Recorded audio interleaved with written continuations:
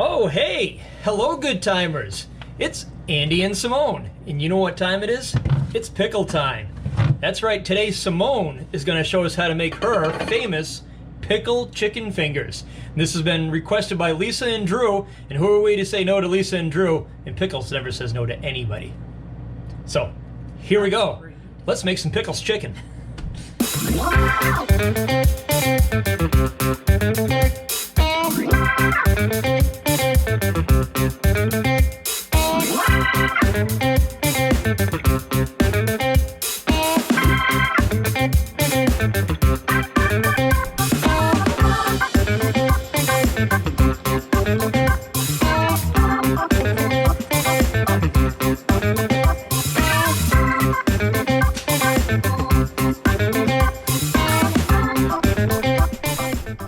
As you can see, guys, just a few simple ingredients here on the Pickles chicken. That's what makes it so easy, because Pickles loves the easy recipes, and she's pretty damn good at them too, I must say. So she actually has pre-cut this chicken, and she does that. She buys it in bulk and then cuts it, puts it in the freezer so it's ready whenever she needs it, because she loves to handle raw chicken, right? Yeah, I put gloves on, so I don't get it she off puts a my whole entire fingernails. hazmat suit on just to handle the raw chicken. So she does it once every couple of months, freezes it, and now it's ready to go. So, all right, let's see what else she does here to the Pickles chicken. I always save my pickle juice so that I can use it to brine my pickle chicken with. And you do have a lot of pickle juice because you do eat a lot of pickles. I do. How many pickle juices are in that fridge right now? 3 jars. 3 empty jars of pickle juice, guys. And then probably like half a thing of it. So, probably about 2 cups worth, we'll say. Maybe more. Yeah. And don't worry about getting some of the pickle seasoning in there as well, because that's the good stuff, exactly. And then I put extra dill to make it dilly. Extra dilly. It's a pretty big dill. It is a pretty big dill. Yeah. If you forget it, it's a really big dill. Yeah, that's right. Definitely want the dill. The original recipe I saw didn't have the dill. That was my extra. That's right. Pickles loves to spice things up in the kitchen and in the other rooms of the house. I always leave it in a bag so that I feel like it gets all the juice everywhere. There I go. And then I brine it overnight. All right, guys, so this is going to go into the fridge, and you can do up to 12 hours or 24 hours, basically as long as you want. You wanted to let it go at least probably half a day, though, to get lots of that pickle flavor into the chicken. So we're going to wait about 12 or so hours here, and we'll be back with you here when the sun goes down. Okay, guys, so it's about 10 hours later here, and it's close enough because Andy's hungry. Hangry, that's right. So Simone just got done doing a little drinky here with some friends. So now she decides it's a good time to cook for Andy. Half price apps and half price drinks. That's right. At your local bar. At your local bar and grill. Yeah, Applebee's. Yep.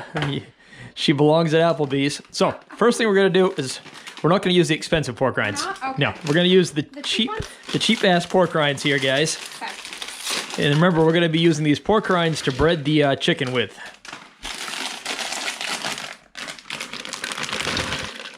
So just dump them into your favorite food processor and hit the go button and hope it goes. It will go.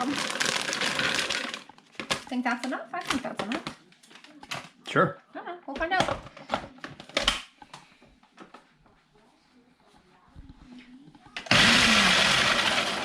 I'll put it on low. And just a few pulses, guys.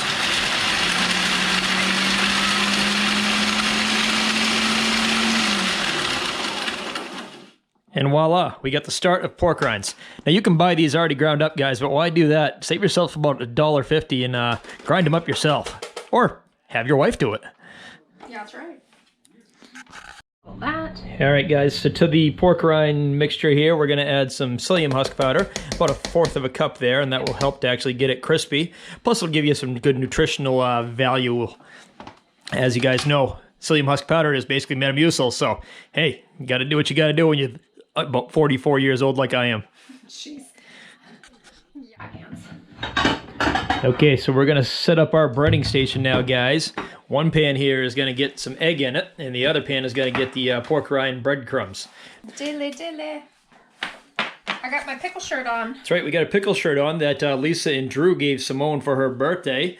So we're fitting here. Yep. We're gonna cook our chicken on a large sheet pan, guys, covered with parchment paper. That'll help them not to stick as much. And the one thing about psyllium husk powder is it does sometimes become sticky, so it's a good thing to use this parchment paper here. It'll help keep everything nice and crispy. And it makes cleanup a breeze. And that's really more important, yes. Cleanup is a breeze. I like that. Eggs. And so for eggs, guys, we're going to use just 2? 1? 2? 2. All right, we're going to use 2, guys. And we're going to watch the technique that Simone uses on the eggs, because her technique works a lot better than mine. My technique is just beating it against the side of the bowl and hoping for the best, but she's a little more gentle with her eggs. Usually works out pretty good. Now I feel like the pressure is on. Double check yourself for shells there, guys. I think I'm good. Looks like we're shell free on that one, so we're going to crack another one into there. Then we're going to give it a quick stir just to break up the yolk and the whites and to combine those, and then it's just a matter of dipping the chicken 1 or 2 at a time into the pork breadcrumbs.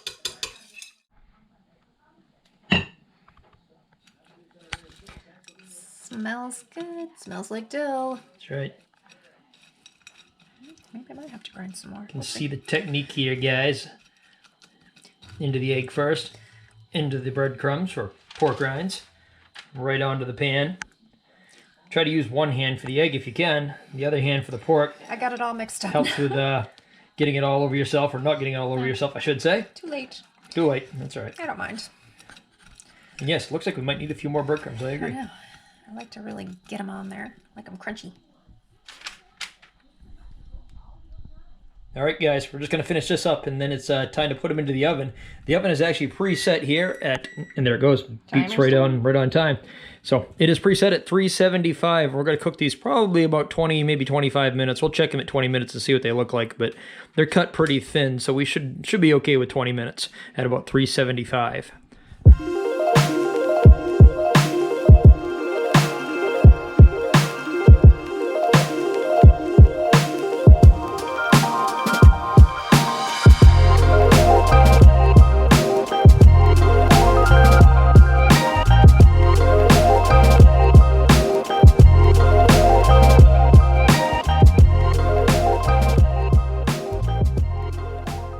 Going to make a dip, and we do our own kind of ranch and blue cheese dip, a little mix that we call Blanche, and we should have some ranch dip here in the fridge. Yeah. Pardon the messy fridge. We've got let's get some sodas in the way, and oh hey, what's this? Oh, it's a Simone brownie. Look at that. She'll enjoy that later. I will. That's right. But yes, gorgonzola cheese, guys. We bought earlier, and we got some ranch here. So what we're going to do is we're just going to mix them basically together and kind of mash them up with a fork a little bit so you get that gorgonzola flavor all through the dip. And there's a good look at that gorgonzola cheese, guys. This is an extreme close-up from my good friend Walter Rains. He has a real love for blue cheese, so this one is for him. All right, so into the container here, just however much ranch you want, basically. Sorry about that noise there, guys. That wasn't Simone, that was the bottle, I think. She did have a lot to eat at Applebee's, who knows? I did have a lot to eat at Applebee's. Alright, so that, and then we're just going to take a little generous amount of blue cheese. Cheese, please. That looks pretty good. Yep, that looks pretty good. Get a spoon. There. I feel like more of this. Yep, more ranch. We need more ranch. Excuse me. Wow, okay. That happens. That happens. Yep. Especially after too much psyllium. Oh my goodness. Alright, so plenty of ranch in there now. Mm-hmm. Might have to add more blue cheese after all that. Yeah, sure, why not? And more blue cheese. Careful, you don't have any more ranch. That's it. That's good. That's All right. perfect. So, all you gotta do basically, guys, is mash it up a little bit, give it a good stir so it all incorporates in there, and then that is gonna be the perfect dip for our chicken fingers here. Taste test? Yep, nailed it. Nailed it? All right. Oh. Okay, guys, chicken is cooking, and hey, while the chicken is cooking, we should talk about what's coming up in just 8 days now. Although it's probably going to be even less than that by the time we get this vlog out. Yeah. But we are heading to Vegas here in just 8 days. and we are super excited because we're going to be meeting all kinds of fellow vloggers. Lucky Dog Slots, Hallapalooza. They're going to be hosting a big event on Saturday the 26th. So if you guys are in Las Vegas, stop on by, visit all the fellow vloggers. We're going to be with Keto Kitchen. We're going to be obviously with Lucky Dog Slots, Vegas Best Ideas, the Frontiersman Travel Adventures, and a bunch of slot channels. Seeking Vegas Sunrise, that's right. Hog and Tucson are going to be there at the end of it all. But hopefully we'll get all those guys to say hello to you on our vlogs. But definitely heading off to Vegas and really looking forward to that.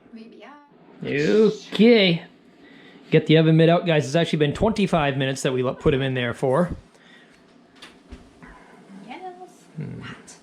Hot. Ooh, that's hot. It's hotter than Simone. That's right. That's pretty hot, guys. There we go. They look pretty. They do.